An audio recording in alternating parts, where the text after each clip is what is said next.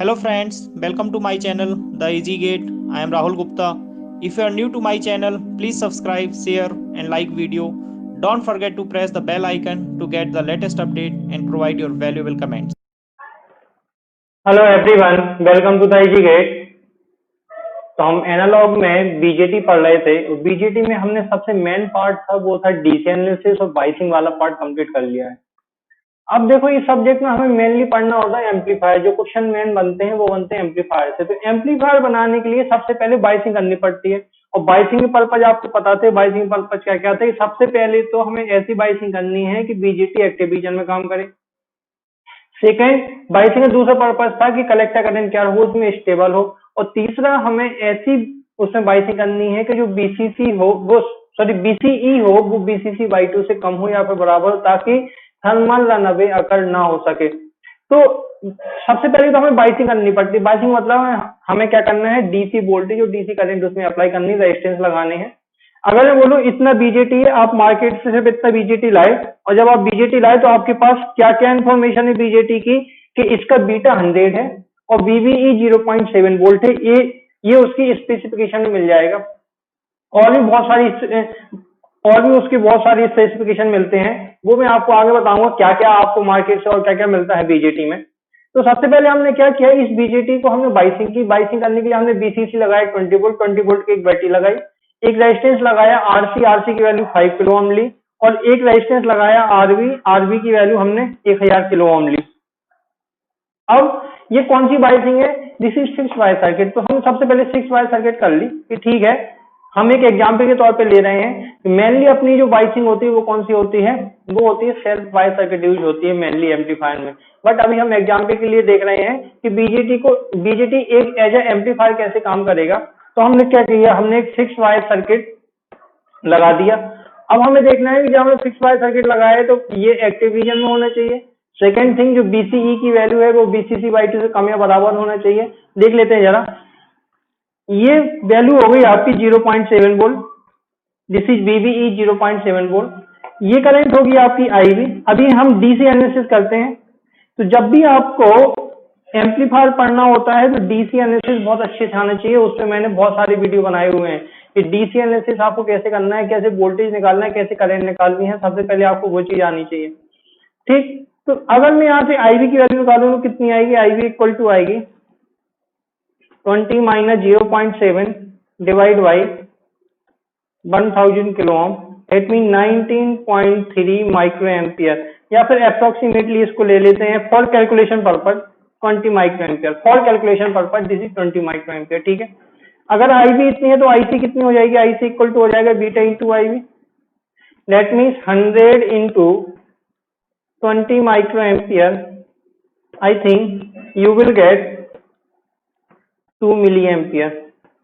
2 milli ampere, fine. अगर 2 milli ampere है तो बीसीई कितना आएगा, ये बीसीई कितना आएगा, ये बीसी की वैल्यू हो जाएगी BCC minus IC into RC. तो बीसीसी की वैल्यू है 20 माइनस आईसी, आईसी की वैल्यू आ गई है 2 मिली एम्पियर इंटू आई, आरसी की वैल्यू है 5 किलो ओम। तो ये कितना हो जाएगा, दिस इज 10 वोल्ट। आप देख रहे हो बीसीई की वैल्यू बीसीसी बाई 2 से के बराबर है, 10 वोल्ट है। आईसी की वैल्यू 2 मिली एम्पियर है, आईवी की वैल्यू 20 माइक्रो एम्पियर। ये सारी वैल्यू कहलाती है क्विसेंट वैल्यू, डीसी वैल्यू, कि जो हमने आईवी निकाली है, बीटा निकाली है, बीबीई जो दिया था, बीसीई निकाली है, ये सारी हैं आपकी क्यूसेंट वैल्यू और डीसी वैल्यू। ये सारी डीसी वैल्यू क्या श्योर कर रही हैं, ये श्योर कर रही हैं कि बीजेटी एक्टिव रीजन में काम कर रहा है और उसमें थर्मल रनअवे अकर नहीं होगा। ठीक, इसका मतलब अब ये BJT as a amplifier use करने के लिए तैयार है।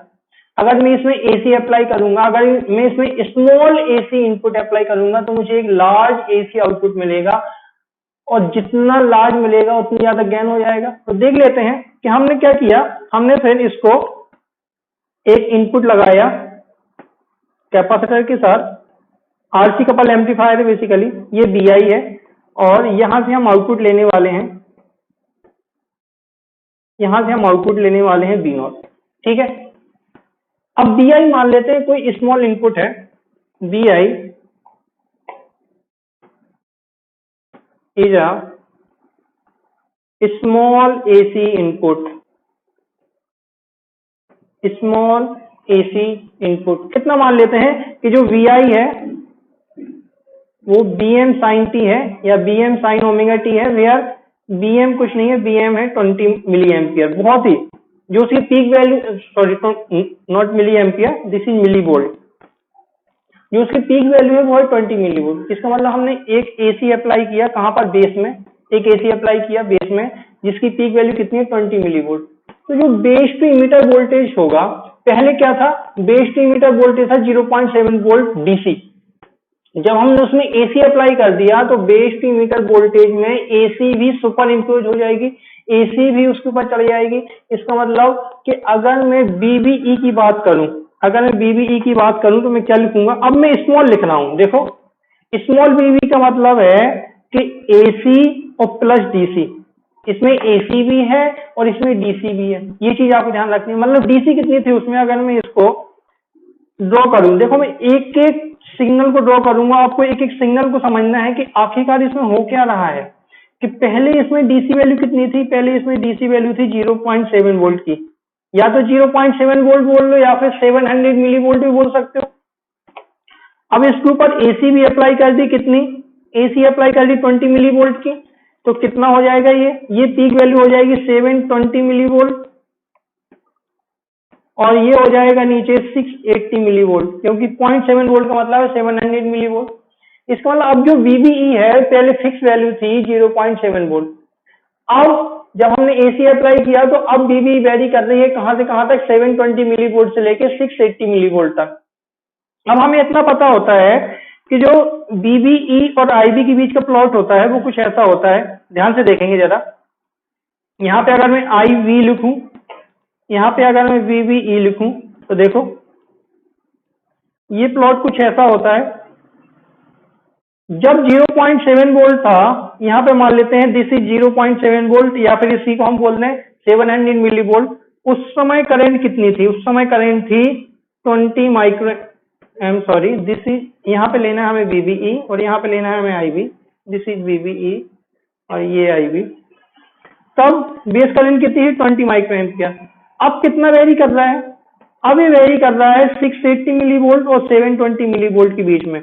इसको मतलब जो IB है वो भी वेरी करेगी, देखो IB है वो भी वेरी करेगी, यहाँ पे कुछ और IB होगी, यहाँ पे कुछ और IB होगी।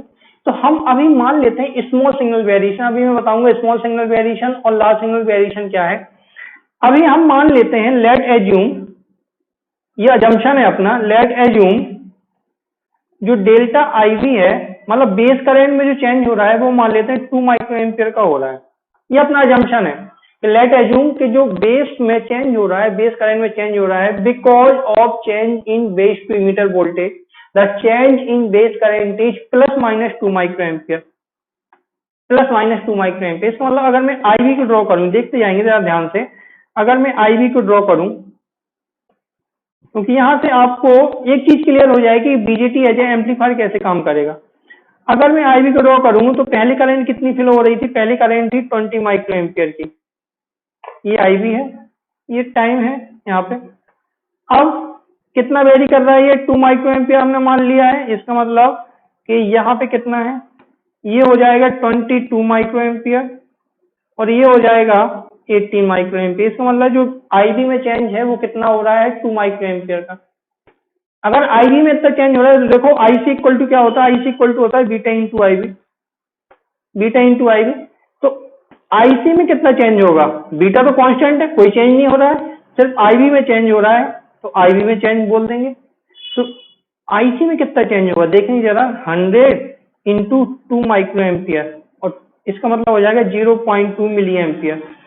आई थिंक इतनी हो, 0.2 मिली एम्पियर। इसका मतलब जब DC अप्लाई किया की थी, जब हमने बाइसिंग की थी, तब IC की वैल्यू कितनी थी अपनी, 2 मिली एम्पियर।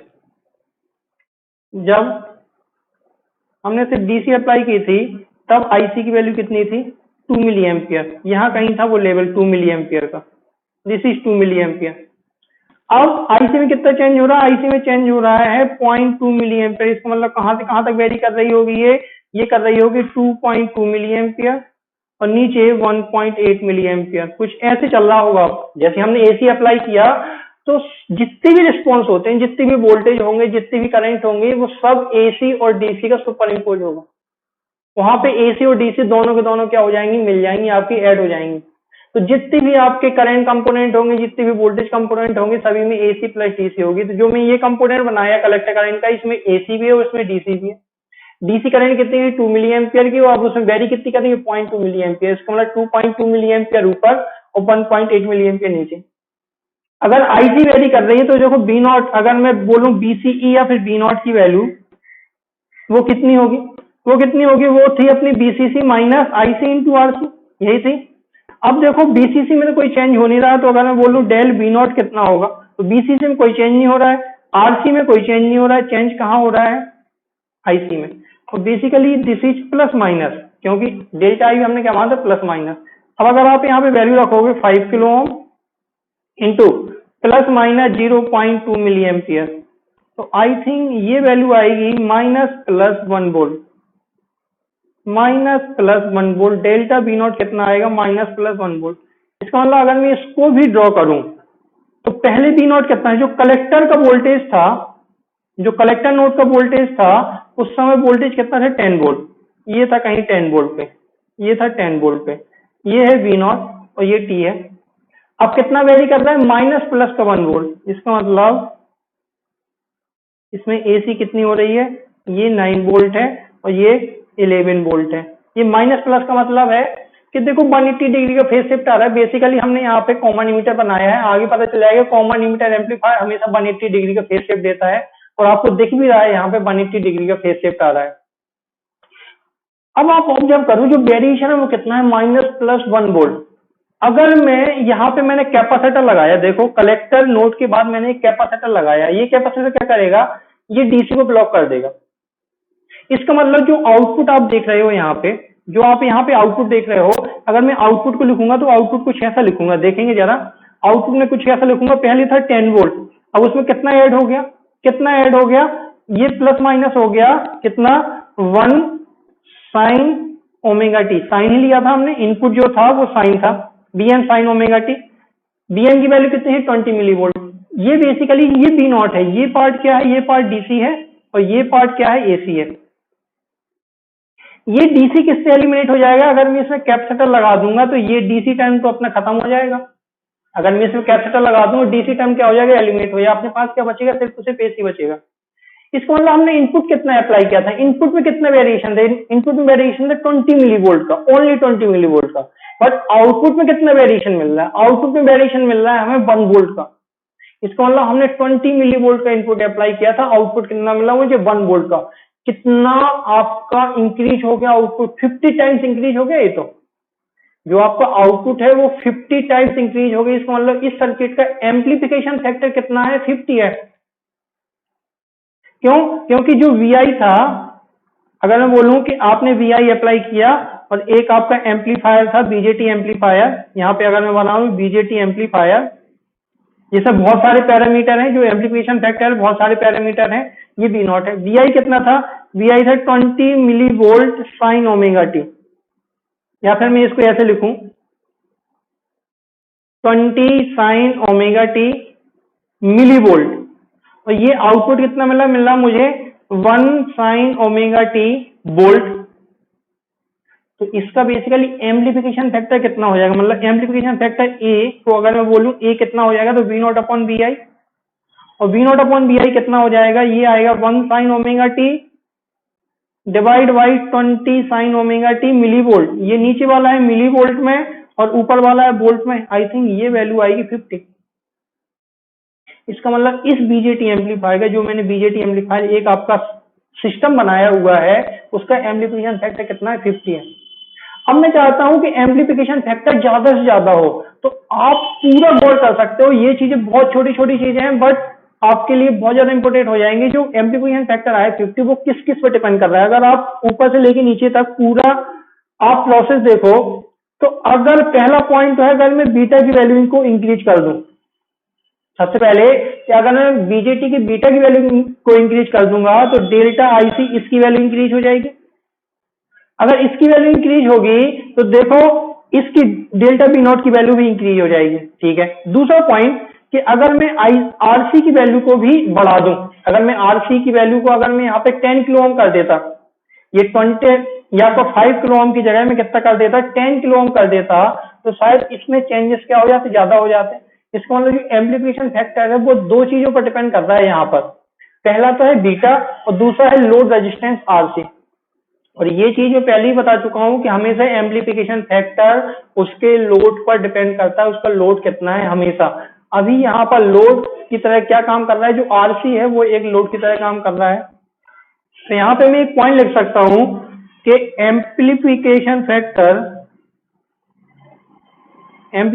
फैक्टर या फिर इसी को हम बोलते हैं वोल्टेज गेन, इसी का हम बोलेंगे voltage gain can be increase by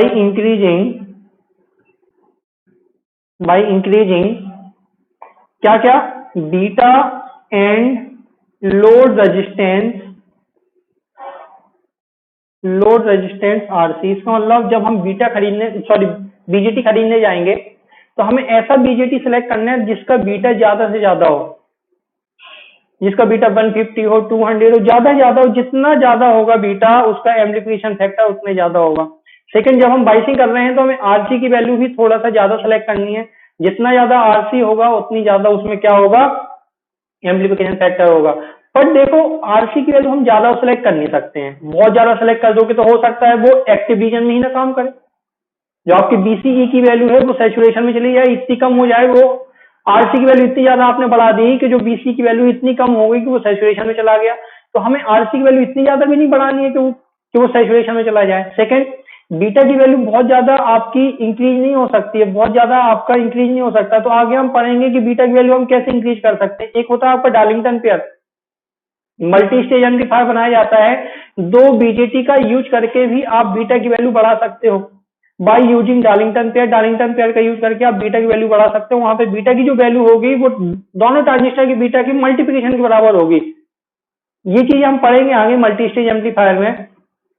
तो आपको ध्यान रखना है कि हम एम्प्लीफिकेशन फैक्टर कैसे बढ़ा सकते हैं, बीटा और आरसी की वैल्यू को बढ़ाकर हम एम्प्लीफिकेशन फैक्टर को बढ़ा सकते हैं। ठीक है, तो बेसिकली हो क्या रहा था, अगर मैं बात करूं यहाँ पे स्मॉल सिग्नल, इसी बेसिस पे स्मॉल सिग्नल और लार्ज सिग्नल एम्पलीफायर की बात करते हैं। ये स्मॉल सिग्नल और लार्ज सिग्नल वेरिएशन है क्या। अगर आपको डीसी लोड लाइन ध्यान हो, डीसी लोड लाइन में यहाँ पे मैंने बीसी लिया था, यहाँ पे मैंने आईसी लिया था, और ये अपनी डीसी लोड लाइन थी ऐसी कुछ, ये थी। अपना जो पॉइंट आया है वो कितना आया है, अपना पॉइंट आया है 2 मिली एम्पियर 10 वोल्ट। यहाँ पे है ये आईसी है 10 वोल्ट 2 मिली एम्पियर। ये आपका क्यू पॉइंट आ गया, ये आपका क्यू पॉइंट आ गया। अब देखो क्यू पॉइंट के अक्रॉस आपकी जो आईसी है वो कितनी वेरी कर रही है, आईसी उसे 0.2 मिली एम्पियर वेरी कर रही है, 0.2 मिली एम्पियर। इसका मतलब जो वेरिएशन है वो तो बहुत स्मॉल है, बस इतना सा स्मॉल है, इतना सा वेरिएशन है यहाँ पे, इसके अलावा कोई भी वेरिएशन नहीं है। आई होप आपको ये वाला पॉइंट समझ। जो आईसी की वैल्यू है वो सिर्फ इतनी वेरी कर रही है, छोटी सी, मतलब स्मॉल सिग्नल वेरिएशन है। तो अगर डीसी के रिस्पेक्ट में जो वेरिएशन हो रहा है बहुत कम हो रहा है तो उसको हम क्या बोलेंगे, स्मॉल सिग्नल एम्पलीफायर या फिर स्मॉल सिग्नल वेरिएशन। बट अगर यही वेरिएशन बहुत ज्यादा होता, अगर मैं बोलूं ये वेरिएशन मान लेते हैं कुछ ऐसा है, बहुत ज्यादा वेरिएशन है, इसको हम क्या बोलेंगे, लार्ज सिग्नल वेरिएशन। तो देखो जब हम स्मॉल सिग्नल वेरिएशन की बात करते हैं ना, तो अगर क्यू पॉइंट आपका ऊपर या नीचे थोड़ा बहुत शिफ्ट भी हो जाए, अभी हमने क्यू पॉइंट आप लिया 10 वोल्ट 2 मिली एम्पियर, अगर ये क्यू पॉइंट थोड़ा बहुत ऊपर नीचे भी हो जाए तो आपका शायद आउटपुट में डिस्टॉर्शन नहीं आएगा, क्योंकि आईसी की वैल्यू क्या है, बहुत कम वेरी कर रही है, बहुत कम वेरी कर रही है। इसका मतलब अगर थोड़ा बहुत ऊपर नीचे भी हो जाता है तब भी आपके पास बहुत मार्जिन है। अगर मैं बात करूं ये वाली वैल्यू कितनी है, ये वाली वैल्यू होगी 20 वोल्ट की, 20 वोल्ट की। तो देखो ये वाला पॉइंट है 10 वोल्ट पे, 10 वोल्ट पे, और बीसीसी बाई आरसी ये होगा 4 मिली एम्पियर पे। अगर आपको डीसी लोड लाइन पता है तो ये होता है बीसीसी बाई आरसी, ये पॉइंट होता है बीसीसी बाई आरसी। तो ये वाला पॉइंट है 4 मिली एम्पियर। इसका मतलब आपको आपके पास मार्जिन बहुत है। ये वाली वैल्यू है 2 मिली एम्पियर, आपके पास मार्जिन ऊपर कितना है, 2 मिली एम्पियर ऊपर है, 2 मिली एम्पियर नीचे है, बट वेरिएशन तो कितना हो रहा है, ओनली 0.2 मिली एम्पियर। मतलब 10 टाइम्स कम हो रहा है। तो इसका मतलब आपके पास मार्जिन, अगर आपका क्यू पॉइंट थोड़ा बहुत ऊपर नीचे भी होता है तब भी आपके आउटपुट में डिस्टॉर्शन नहीं आएगा। तो जब भी हम स्मॉल सिग्नल वेरिएशन या फिर स्मॉल सिग्नल एम्पलीफायर की बात करेंगे, और आपके सिलेबस में मेन यही है स्मॉल सिग्नल एम्पलीफायर। अगर मैं 2020 की बात करूं तो पावर एम्पलीफायर तो पूरी तरीके से हट चुका है। तो स्मॉल सिग्नल वेरिएशन में हम कभी क्यू पॉइंट पे फोकस नहीं करते, क्यू पॉइंट पे इतना फोकस नहीं रहता है अपना कि क्यू पॉइंट आपका मिडिल में होना चाहिए या फिर ऊपर होना चाहिए या फिर नीचे होना चाहिए, क्योंकि स्मॉल सिग्नल वेरिएशन में डिस्टॉर्शन नहीं होता। अगर क्यू पॉइंट थोड़ा बहुत ऊपर नीचे भी होता है तो भी आपके आउटपुट में डिस्टॉर्शन नहीं आएगा। बट जब हम लार्ज सिग्नल वेरिएशन की बात करते हैं तब हमें क्यू पॉइंट को फोकस करना पड़ता है। उसी बेसिस पे हम डिसाइड करते हैं कि कौन सा एम्पलीफायर है, क्लास ए है, क्लास बी है, क्लास ए बी है, क्लास सी है। तो ये क्यू पॉइंट के बेसिस पे डिसाइड होते हैं कि वो कौन सी क्लास का एम्पलीफायर है, उसको हम बोलते हैं पावर एम्पलीफायर। बट हमें अपने सिलेबस में मेनली फोकस करना है स्मॉल सिग्नल एम्पलीफायर पर, जहां पर आपके डिस्टॉर्शन नहीं आते हैं, क्योंकि वेरिएशन क्या है, बहुत कम है। अगर वेरिएशन बहुत कम होगा तो वहां पे डिस्टॉर्शन आने के चांस बहुत कम होंगे, तो हम क्यू पॉइंट पे ज्यादा फोकस नहीं करेंगे। आई होप आपको ये छोटे छोटे जो पॉइंट है वो चीजें आपको समझ में आई होंगी, और ये बीजेटी एज ए एम्पलीफायर कैसे काम कर रहा है, उसमें एम्पलीफिकेशन फैक्टर कैसे निकला है। अभी तो हमने एक पूरी कैलकुलेशन कर लिया एम्पलीफिकेशन फैक्टर निकालने की। अब हम क्या करेंगे, कुछ आपके मैथमेटिकल एक्सप्रेशन निकालेंगे, मैथमेटिकल एनालिसिस करेंगे। उसके बेसिस पे हम निकाल लेंगे कि किसी भी कॉमन इमीटर का एम्पलीफिकेशन फैक्टर कितना होता है, वोल्टेज गेन कितना होता है, करंट गेन कितना होता है, ये चीजें हमें निकालनी होती हैं। तो अब हम बीजेटी का मैथमेटिकल मॉडल पढ़ेंगे। बहुत सारे मॉडल पढ़ने होते हैं हमें, बेसिकली 3 मॉडल पढ़ने होते हैं, H parameter model, pi model और टी मॉडल। तो ये चीजें आपको समझ में आनी चाहिए कि बीजेटी एज एम्पलीफायर कैसे काम करेगा, स्मॉल सिग्नल वेरिएशन क्या है, लार्ज सिग्नल वेरिएशन क्या है। ये यहाँ पे लिख भी देता हूँ, ये जो चीज है ये है small signal variation.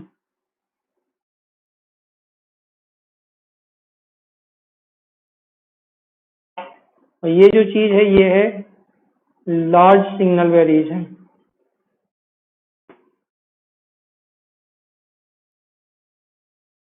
I hope आपको इतने पॉइंट क्लियर हुए होंगे। तो अगली क्लास से हम एम्पलीफायर स्टार्ट करेंगे। बहुत ही ज्यादा इंपॉर्टेंट टॉपिक है, अब स्टार्ट होने वाला है, बहुत ज्यादा इंपॉर्टेंट। तो इस टॉपिक के साथ जुड़े रहिए, इस चैनल के साथ जुड़े रहिए, इस चैनल को सब्सक्राइब करिए, शेयर करिए, ताकि आपको नोटिफिकेशन पहले से मिल जाए। तो ये टॉपिक बहुत इंपॉर्टेंट है और इससे काफी अच्छे क्वेश्चन आते हैं इलेक्ट्रॉनिक्स, इलेक्ट्रिकल और इंस्ट्रूमेंटेशन में। तो इस टॉपिक के साथ जुड़े रहिए, इस चैनल को सब्सक्राइब भी करिए। If you really like my video, अगर आपको सच में लगता है कि बहुत ज्यादा यूजेबल है आपके लिए ये चैनल, तो इसको सब्सक्राइब करिए और शेयर भी करिए, अपने दोस्तों को बताइए। तो अगली क्लास से स्टार्ट करते हैं एम्पलीफायर। Thank you.